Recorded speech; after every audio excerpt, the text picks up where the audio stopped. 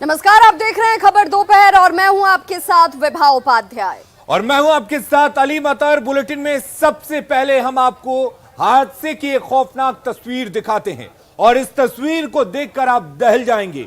दरअसल मधेपुरा के मुख्य बाजार में एक हादसा हुआ और हादसा इतना भयंकर था कि वहां सभी लोग सहम उठे।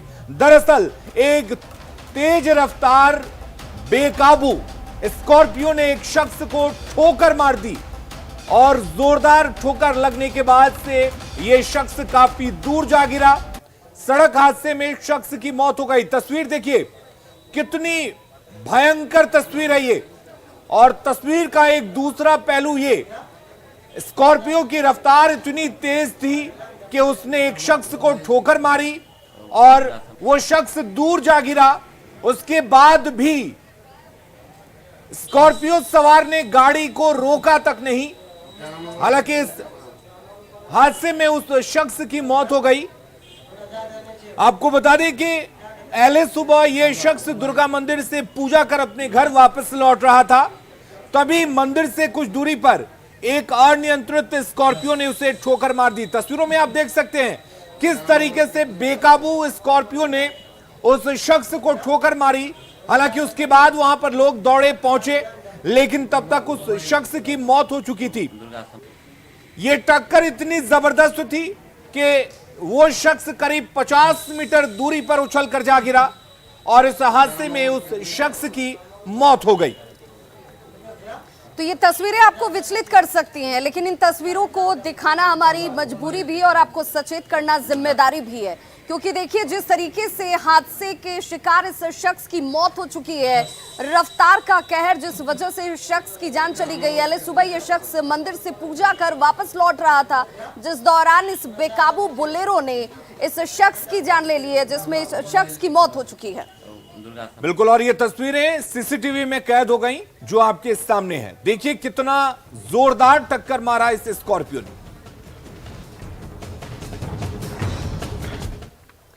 और अगली खबर मधेपुरा से ही, किस तरीके से पंचायत चुनाव के नजदीक आते आते खूनी संघर्ष और खूनी खेल का दौर एक बार फिर से शुरू हो चुका है। मधेपुरा से एक खबर है जहां पर एक युवक मुखिया के चुनाव के लिए इस बार अपनी किस्मत आजमाना चाह रहा था, लेकिन इस शख्स की मौत हो चुकी है क्योंकि इसकी हत्या कर दी गई। युवक का नाम मुनेश्वर मंडल बताया जा रहा है, जो आलमनगर कचहरी में मुंशी के तौर पर काम कर रहा था और इस बार पंचायत से मुखिया का चुनाव लड़ने वाला था। बीते शाम को आलमनगर से अपने घर लौटने के दौरान इस शख्स की हत्या की जाती है। अपराधियों ने 3 गोलियां इसे मारी। घटना के बाद मौके पर पहुंची पुलिस ने शव को फिलहाल पोस्टमार्टम के लिए भेज दिया है। हमारे संज्ञान में आया है, आते ही पुलिस वहां पहुंच गई है और इसमें इन्वेस्टिगेशन हमने स्टार्ट कर दिया है और सभी बिंदुओं पे जो हमारा इन्वेस्टिगेशन है वो चल रहा है और जल्दी ही हम लोग इसमें नतीजे पर पहुंचेंगे। और हमारे साथ इस वक्त ज्यादा जानकारी के साथ सहयोगी तुरबसु जुड़ चुके हैं फोन लाइन पर। तुरबसु, क्या ये माना जाए कि पंचायत चुनाव और इस चुनाव में इस शख्स की तरफ से मुखिया के तौर पर उम्मीदवारी पेश की जानी थी, यही एक वजह है जिस वजह से इसकी हत्या की गई? जी बिल्कुल विवाद, जिस तरीके का पंचायत चुनाव की सरगर्मी जो है वो तेज हुई है इलाके में और लोग जो है अपनी उम्मीदवारी जो है वो घोषित कर रहे हैं और उस परिस्थिति में इस तरीके की हत्या जो है साफ तौर पर पंचायती रंजिश को दर्शाता है और इसको इस को भी पंचायत चुनाव से लेकर ही लोग देख रहे हैं। फिलहाल जो है परिवार वाले जो है की तरफ से किसी पर शक जाहिर किया गया है? जी, परिवार वाले जो हैं वो अभी तक लिखित आवेदन थाने में नहीं दिए हैं और जैसे ही वो आवेदन देते हैं, जैसा कि एसपी के द्वारा बताया गया है, पुलिस जो है अपना अनुसंधान कर रही है और परिवार वाले क्या आपकी परिवार वालों से बातचीत हो पाई तुरबसु? जी, हमारी परिवार वालों से अभी बात नहीं हो पाई है। हम उनके संपर्क करने का प्रयास कर रहे हैं, लेकिन जो पुलिस के द्वारा जो है वो कहा जा रहा है। चलिए, बहुत बहुत शुक्रिया तुरबसु इस जानकारी के लिए। तो देखिए किस तरीके से पंचायत चुनाव की तारीखों का ऐलान अभी हुआ नहीं है, लेकिन उसको लेकर के राज्य चुनाव आयोग की तरफ से जिस तरीके से 101 पन्नों के साथ गाइडलाइंस जारी किए गए, उससे पहले खूनी संघर्ष की एक और बानगी जिसमें एक युवक की जान चली गई है, उसकी हत्या कर दी गई। और अगली खबर बगहा से है, जहां पर एक महिला ने थाने के मुंशी पर मारपीट का आरोप लगाकर जमकर हंगामा किया। दरअसल इस महिला का आरोप है कि इस महिला ने उसके साथ हुए मारपीट का आवेदन थाने में दिया था और 3-4 दिन बाद जब थाने की तरफ से कोई कार्रवाई नहीं हुई तो ये महिला जानकारी लेने के लिए थाने पहुंची थी और उस दौरान महिला ने आरोप लगाया कि थाने के मुंशी ने उसके साथ मारपीट की और उसके बाद ये महिला हंगामा करने लगी। महिला परिवार सहित तो सड़क पर बैठ गई और जमकर हंगामा किया। हालांकि एसडीपीओ के समझाने के बाद मामले को किसी तरह से शांत कराया गया। मामला पटखौली ओपी का है। बताया यह जा रहा है कि 4 दिन पहले महिला ने मारपीट के मामले में आवेदन दिया था और उस संबंध में कोई कार्रवाई नहीं हो रही थी और उसी की जानकारी लेने के लिए वो थाने पहुंची हुई थी, जहां पर उसके साथ ये आरोप लगाया जा रहा है कि उसके साथ मारपीट की गई है और घटना के पीछे भूमि विवाद बताया जा रहा है। कुछ नहीं करती है। अरे बैठो, पहले बैठो यहाँ, बैठो। यहाँ पे इसी तरह होता है, सर कुछ नहीं कर। ठीक है, एप्लीकेशन नहीं होगा उसका। तू सब बोल रहा है तो ये केस तो ये हो गया, कुछ नहीं है, कुछ नहीं। गया में कांग्रेस नेता के भाई को गोली मारने का सीसीटीवी फुटेज सामने आ चुका है और देखिए जैसे ही सीसीटीवी फुटेज सामने आया इसमें अपराधी नजर आ रहे हैं और अपराधियों ने ताबड़तोड़ 5 राउंड गोलियां दागी, जिनमें 2 गोली जो है वो कांग्रेस नेता के भाई को लगी, वहीं 1 गोली पास में बैठे दुकान के एक स्टाफ को भी लगी है। दोनों का इलाज इस वक्त जारी है और पुलिस अपनी तहकीकात में जुटी है।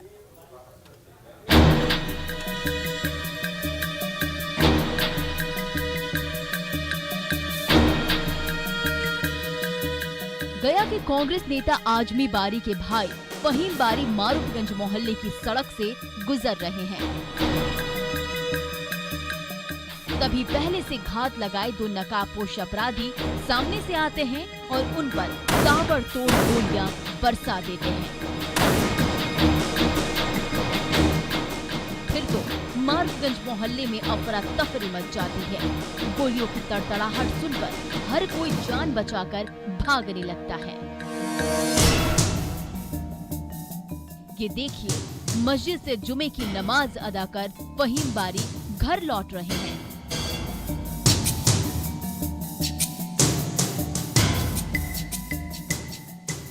देखिए तभी 2 नकाबपोश अपराधियों ने पिस्टल से उन पर फायरिंग शुरू कर दी।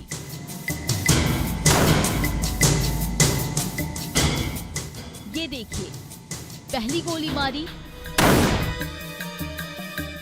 और ये दूसरी गोली मारी। इसमें से एक गोली उनके कमर में लगी तो सीने और हाथ में गोली का छर्रा लगने से वो गंभीर रूप से जख्मी हो गए।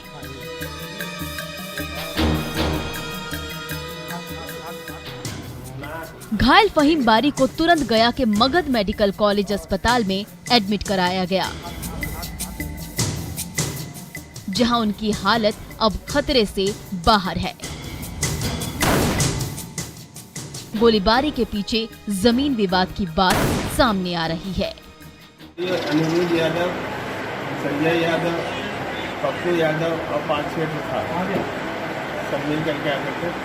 पहले गाड़ी था मारने का प्रयास 1 साल में पहले भी, मगर नहीं मार सका।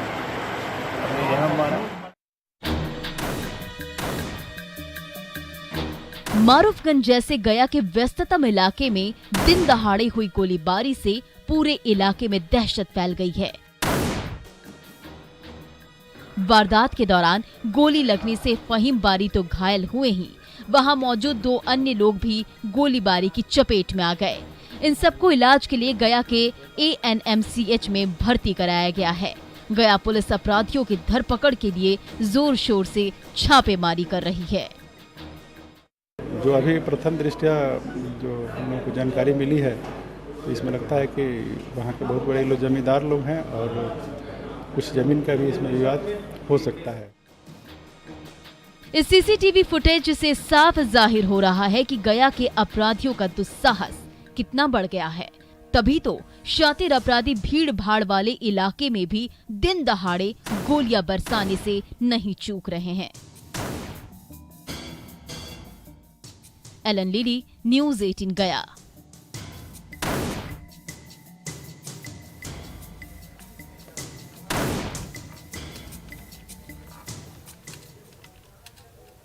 और बिहार में अपराध और भ्रष्टाचार के दम पर काला साम्राज्य बनाने वालों की अब खैर नहीं है। यानी कि अगर इस तरह के लोग बिहार में सक्रिय हैं तो अब बिहार में अपराध इकाई जो है वो आर्थिक अपराध इकाई जो है वो पूरी तरह से सक्रिय हो चुका है। आपको बता दें कि आर्थिक अपराध इकाई यानी ईओयू ने एक खास योजना तैयार की है और इस रणनीति के तहत करीब 170 अपराधियों और भ्रष्टाचारियों के खिलाफ एक्शन की योजना बनाई गई है, जिसमें तकरीबन 299 करोड़ की संपत्ति जब्त की जाएगी। और आर्थिक अपराध इकाई ने इसका प्रस्ताव ईडी को भेजा है। आने वाले दिनों में बिहार विशेष न्यायालय अधिनियम के तहत आरोपियों के खिलाफ कार्रवाई को अमली जामा पहनाया जाएगा। ईओयू के इस एक्शन के बारे में जानकारी दे रहे हैं सहयोगी संजय कुमार। अपराधियों की कमर तोड़ने और उनके काले साम्राज्य को खत्म करने के लिए ईओयू यानी आर्थिक अपराध इकाई ने एक खास रणनीति तैयार की है। ईओयू की तरफ से prevention of money laundering act 2002 और क्रिमिनल लॉ अमेंडमेंट ऑर्डिनेंस 1944 के तहत कार्रवाई करने की प्रक्रिया तेज कर दी गई है। ईओयू की ओर से मिली जानकारी के अनुसार तकरीबन 170 अपराधियों के अपराध में कमाए गए उनकी अवैध संपत्ति को जब्त करने की योजना है और इसके लिए ईडी को प्रस्ताव भेजा गया है। इन अपराधियों के पास तकरीबन 299 करोड़ की संपत्ति है, जिसे ईओयू ईडी की मदद से जब्त करेगा। निश्चित तौर पर हाल के दिनों में जिस तरीके से लॉ एंड ऑर्डर को लेकर रिव्यू हुआ था मुख्यमंत्री नीतीश कुमार द्वारा, वैसे में इस तरह के इंस्ट्रक्शंस दिए गए थे कि जो अपराधी हैं उनकी जो काली कमाई है उसको जब्त कर सरकार हित में उसका उपयोग किया जाए। खासकर साइबर क्रिमिनल्स पर नियंत्रण के लिए कई तरह के जो एक्शन है वो लिए जाते हैं और निश्चित तौर पर हाल के दिनों में अपराधियों, इसके अलावा नक्सलियों और दूसरे तस्करों के खिलाफ ईओयू ने कई कार्रवाई की है। और इस तरह की कार्रवाई से न केवल अपराध का नियंत्रण होगा बल्कि एक मैसेज भी जाएगा राज्य में अपराधियों को कि अगर आप गलत तरीके से, अवैध तरीके से संपत्ति अर्जित करते हैं तो आर्थिक अपराध इकाई आपके खिलाफ बड़ी कार्रवाई करेगा और ईडी की मदद से आपकी संपत्ति को जब्त कर लेगा। कैमरा पर्सन अजय दुबे के साथ संजय कुमार, न्यूज़ 18 पटना। और देश में और प्रदेश में कोरोना के लगातार बढ़ते मामले इस वक्त सबसे ज्यादा परेशानी का सबब बने हुए हैं। आपकी सतर्कता और आपकी सजगता आपको इससे बचा सकती है, इसलिए इसे लेकर तमाम जो गाइडलाइंस जारी हैं उसका पालन अनिवार्य है। आवश्यक सूचना, कोरोना ने एक बार फिर रफ्तार पकड़ ली है। बिहार झारखंड में भी तेजी से कोरोना के मामले बढ़ रहे हैं। ऐसे में रंगों के त्योहार होली में विशेष सावधानी बरतें। कोविड प्रोटोकॉल का पालन जरूर करें। मास्क और सोशल डिस्टेंसिंग कोरोना को मात देने में सबसे ज्यादा कारगर है और बढ़ते मामलों के बीच इसे सख्ती से फॉलो करने की जरूरत है ताकि आप और आपका परिवार सुरक्षित रहे। होली मनाएं, लेकिन मनमानी से नहीं बल्कि सावधानी से। बिल्कुल, और न्यूज़ 18 भी आपसे अपील करता है कि होली के दौरान आप ज्यादा सावधानी बरतें, क्योंकि इस वक्त लोग सोशल डिस्टेंसिंग का पालन करना नहीं भूलते। हो सकता है कि आप रंग खेल रहे हो और इस दौरान मास्क लगाना भी भूल जाएं, लेकिन आपको भूलना नहीं है। और इसको लेकर सरकार की तरफ से भी गाइडलाइंस आ चुकी हैं। सरकार भी गाइडलाइंस जारी कर चुकी है कि आपको होली मनाना है तो कैसे मनाना है और किस तरह से मनाना है। रांची के अपर बाजार स्थित रंगरेज गली के कारोबारियों ने बताया कि वर्तमान दौर में संक्रमण से बचना सबसे बड़ी जरूरत है। ऐसे में भाईचारे और सोशल डिस्टेंसिंग के साथ पर्व त्योहार की खुशियां मनाई जाएंगी। लोगों से बात की हमारे सहयोगी संजय कुमार सिन्हा ने। कोरोना की दूसरी लहर दरअसल दस्तक है उस खतरे की घंटी की जिससे हमें समय रहते संभल जाना है। कल शब बारात है, परसों होली है, सरहुल है, रामनवमी है।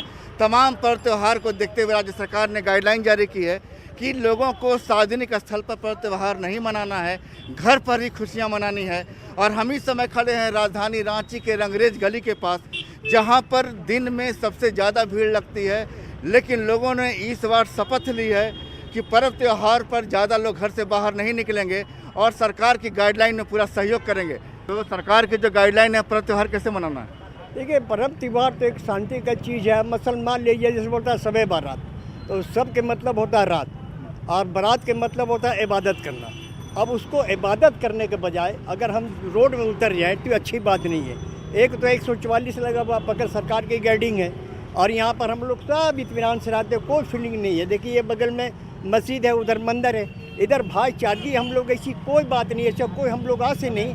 वो जब से यहाँ पर आए हमारे 42 साल हो गया, 42 साल में कोई ऐसी बात नहीं। हम लोग सद्भावना से रहते हैं, प्रेम से रहते हैं। बिल्कुल, यहाँ पर कुछ और लोग भी हम बात करेंगे कि वास्तव में आप लोग इसी गली में कारोबार करते हैं, इस बार पर्व त्यौहार कैसे मनेगा?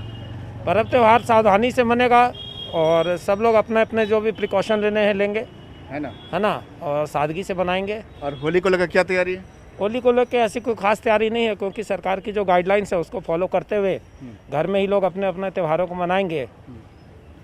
घर में ही पर्व त्यौहार मनेगा। आप कहाँ बैग टांगे हैं, बाहर के हैं क्या? जी, मैं लोहरदगा से आया हूँ और इस कोरोना के विकट काल में सरकार के गाइडलाइन को हम मानते हुए और पूरे जिस तरह गेंदा, गुलाब, जूही, चंपा, चमेली गुलदस्ते में एक होते हैं, उस तरह हम अनेक होते हुए भी एक हैं। सबे बारात भी मनेगा, होली भी मनेगा, रामनवमी, सरो सब मनेगा, लेकिन सरकार के दिए हुए निर्देशानुसार और धूमधाम से अपने अपने एक सीमित दायरे में ही मनाया जाएगा, ताकि हम कोरोना से भी बचें। बिल्कुल, आप देख सकते हैं कि यहाँ पर जमकर होली को लेकर जो सामान है, पिचकारी है, रंग अबीर गुलाल जमकर बिक्री हो रही है, लोग आ रहे हैं। लेकिन सबसे बड़ी बात यह है कि पर्व त्यौहार खुशियों के रंग भले ही अनेक हों, लेकिन गाइडलाइंस को लेकर का जज्बा एक ही है। कैमरामैन अमित के साथ संजय कुमार सिन्हा, न्यूज़ 18 रांची। तो देखिए, पर्व त्योहारों का मौसम है और ऐसे में इस दौरान कोई अप्रिय घटना ना हो जाए। शरारती तत्व इस मौके पर कुछ ऐसा न कर दें जिसमें रंग में भंग पड़ जाए। इसे लेकर बिहार पुलिस मुख्यालय एडीजी जितेंद्र कुमार ने भी कई निर्देश जारी किए हैं, जिसे लेकर पटना के साथ साथ तमाम जिलों के एसपीओ को ये निर्देश जारी किया गया है। उन्हें अलर्ट मोड पर रखा गया है ताकि आप कार्रवाई करें ऐसे लोगों पर जो इस वक्त उत्पात मचाने की कोशिश करते रहे हैं।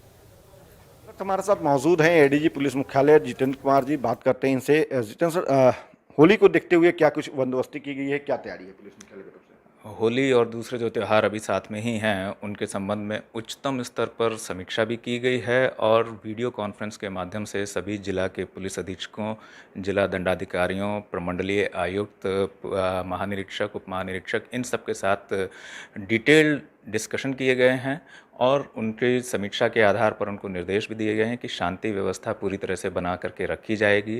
कुछ जिलों आदि को अतिरिक्त बल भी मुहैया कराया गया है। संवेदनशील स्थानों पर की पहचान भी की गई है सूचनाओं के आधार पर और सांप्रदायिक सौहार्द हमारा बना रहे, इसके लिए उनको निर्देशित किया गया है और ये इंश्योर किया जाएगा कि ये त्यौहार भी जो है हमारा शांतिपूर्ण निपटे जाए। इसके साथ साथ एक चीज़ और जो है मैं कह देना चाहता हूँ कि अभी कोविड-19 को देखते हुए गाइडलाइंस जारी की गई हैं, जिसके अनुसार किसी भी प्रकार के मिलन समारोह पर प्रतिबंध रहेगा।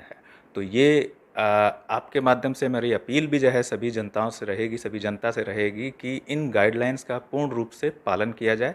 ये आपकी अपनी सुरक्षा के हित में है। लेकिन जो लोग कोविड-19 का अनुपालन नहीं करेंगे गाइडलाइन का, या होली के दौरान हुड़दंग करेंगे, सामाजिक तत्व के लोग जो हैं वो अगर किसी तरह की कोई घटना करते हैं तो उनके खिलाफ किस तरह से कार्रवाई होगी, उनके लिए क्या दिशा निर्देश है? जो एसपीज हैं जिले के, उनको सेंसिटाइज कर दिया गया है? हाँ, सेंसिटाइज भी कर दिया गया है, निर्देशित भी कर दिया है। किसी भी तरह के हुड़दंग या असामाजिक टाइप की कार्रवाई को बर्दाश्त नहीं किया जाएगा। लोगों से भी अपील कर रहे हैं कि आप होली मनाएं, त्यौहार मनाएं, लेकिन शांतिपूर्ण तरीके से मनाएं और जो कोविड-19 को लेकर के गाइडलाइन जारी किए गए हैं उसका अनुपालन जरूर करें। नहीं करेंगे तो दंडात्मक कार्रवाई होगी। अमित कुमार, न्यूज़ 18 पटना।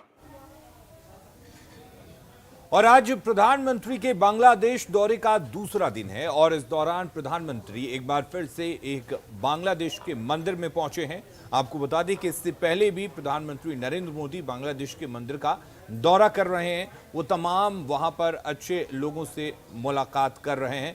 इस तस्वीर को भी हम आपको दिखाएंगे, लेकिन फिलहाल अगली खबर का रुख कर लेते हैं। दरअसल कोरोना का वक्त जब आया था, कोरोना काल में फ्लाइट्स की जो अधिकतम संख्या थी उसको लेकर कई तरह के गाइडलाइंस जारी किए गए थे और इस गाइडलाइंस को एयरपोर्ट अथॉरिटी और डीडीसीए की तरफ से जारी किया गया था और जो फैसला लिया गया था वो अब 29 मार्च से शुरू होने वाले समर शेड्यूल में भी जारी रहेगा। इससे पहले इसे रद्द कर 100% परिचालन शुरू करने का प्रस्ताव था, लेकिन अब मौजूदा 80% कैंपिंग को ही आगे जारी रखने का फैसला लिया गया है। पटना एयरपोर्ट से समर शेड्यूल की जानकारी दे रहे हैं हमारे संवाददाता Sanjay Kumar. Airport authority of India और डीजीसीए ने समर शेड्यूल जारी कर दिया है। इस समर शेड्यूल के अनुसार पटना से तकरीबन 50 जोड़ी फ्लाइटें उड़ान भरेंगी प्रतिदिन कोरोना काल में भी। 29 मार्च से जो समर शेड्यूल शुरू हो रहा है, पहले इसमें 100% परिचालन शुरू करने का प्रस्ताव था, लेकिन आखिरी क्षणों में इसे बदलकर मौजूदा 80% की कैपिंग को भी जारी रखने का फैसला किया गया है।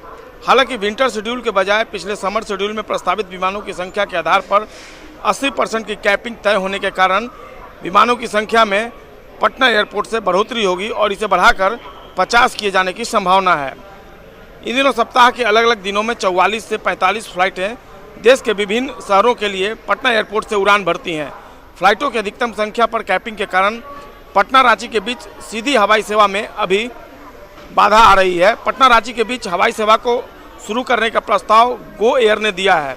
पहले इंडिगो एयरलाइंस की 2 फ्लाइटें पटना से रांची के लिए उड़ान भरती थीं, जिन्हें लॉकडाउन के बाद विमानों की अधिकतम संख्या पर रोक लगाने के कारण इंडिगो एयरलाइंस द्वारा दोबारा शुरू नहीं किया जा सका है। 29 मार्च से समर शेड्यूल की शुरुआत होने के साथ ही कैंपिंग को समाप्त करने का प्रस्ताव था और 100% परिचालन क्षमता के अनुरूप विमान सेवा शुरू करने की अनुमति मिलनी थी। इस बात की संभावना भी जताई जा रही थी, लेकिन फिलहाल स्थिति को देखते हुए गो एयर ने पटना रांची के बीच हवाई सेवा शुरू करने का जो प्रस्ताव दिया था वो संभव नहीं दिख रहा है। और देखना होगा जब कोरोना काल में समर शेड्यूल लागू होगा तब विमानों की संख्या को लेकर जो अनुमति मिली है 50 जोड़ी फ्लाइट्स को प्रतिदिन जो उड़ान भरना है, उसमें मौजूदा जो उड़ान भरने की संख्या है विमानों की, उसमें कितना ज़्यादा बढ़ोतरी हो पाती है। कैमरा पर्सन अजय दुबे के साथ संजय कुमार, न्यूज़ 18 पटना। और चलिए अब आपको लिए चलते हैं पलामू। उस पलामू में जहां पर कोरोना के काल अभी भी चल रहे हैं, तकरीबन 1 साल से ज्यादा का वक्त हो गया, लेकिन होली मिलन समारोह को लेकर के लोगों के बीच उत्साह गजब नजर आ रहा है और इसे लेकर नेताओं की तरफ से सांस्कृतिक कार्यक्रमों का आयोजन कह लीजिए या फिर होली मिलन समारोह कह लीजिए, वो बदस्तूर जारी है। इस वक्त जो तस्वीर आप देख रहे हैं वो मेदिनीनगर शहर के तेग बहादुर मेमोरियल हॉल की है, जहां पर कांग्रेस नेता मनोज सिंह की ओर से होली मिलन समारोह का आयोजन किया गया। बांकी विधानसभा के पूर्व विधायक देवेंद्र कुमार सिंह उर्फ बिट्टू सिंह के साथ कई कांग्रेसी नेता और जिले के लोग इस कार्यक्रम में शामिल हुए। भाईचारे के साथ होली का त्योहार मनाने और कोरोना से सतर्क रहने की अपील भी इस दौरान की गई। आपस में गिला शिकवा हो तो उसे भूल कर हम लोग एक नए अंजाम को देने के लिए तैयारी करने का काम करेंगे और साथ साथ अपने अंदर जितने भी नकारात्मक सोच है उसे आज यही छोड़कर जाएंगे।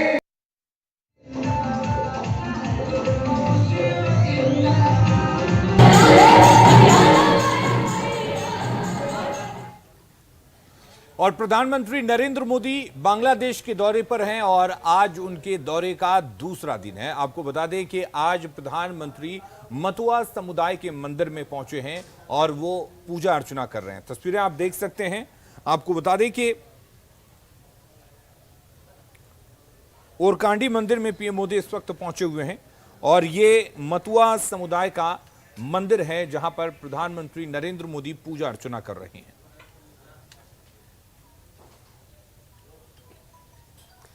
तो ये वो मतुआ समुदाय का मंदिर है जिसकी अच्छी खासी तादाद भारत में भी बंगाल में इस वक्त मौजूद है। और फिलहाल जो सीधी तस्वीरें आप देख रहे हैं वो ओरकांडी बांग्लादेश की तस्वीरें। ओरकांडी मंदिर में प्रधानमंत्री नरेंद्र मोदी पूजा अर्चना करते हुए और इससे पहले जेसुरेश्वरी मंदिर में भी प्रधानमंत्री नरेंद्र मोदी पहुंचे थे, जहां पर उन्होंने सोने का मुकुट वहां पर मां काली के मंदिर में भारत की तरफ से यहां अर्पण किया। और फिलहाल आपके सामने वो दोनों ही तस्वीरें, पहली तस्वीर ओरकांडी बांग्लादेश से और दूसरी तस्वीर जेसुरेश्वरी मंदिर की, जहां पर प्रधानमंत्री नरेंद्र मोदी आज पहले सुबह पहुंचे। आज उनके बांग्लादेश दौरे का दूसरा दिन है।